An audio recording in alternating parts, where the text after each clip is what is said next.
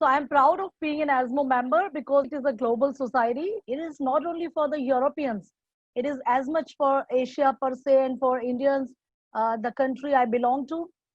And it is taking a lot of steps and for collaborative efforts so that inter countries there will be a good collaboration to improve upon oncology care. I'm an Indian. Towards Asia and India, the activities are tremendous. For example, for the rare tumors, it was having a rare tumor European mission, and now it is spread across the Asia.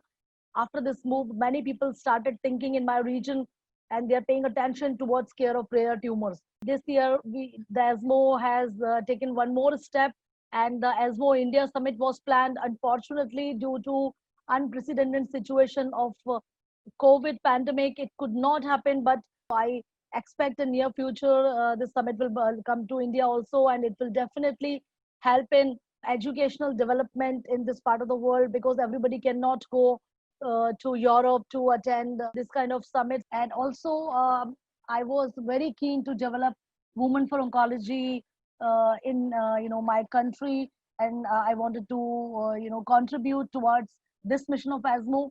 For a long, long time, I thought that this is really something which is needed. That in Asia and India, where a lot of problems with acceptance of a woman oncologist, and again, my this interest was very well perceived by ESMO authorities, and I was chosen to be a part of ESMO Committee for Women for Oncology. This is a truly global society which truly thinks for everyone. The opportunities are open for everyone. If you are good at something, if you are skilled at something.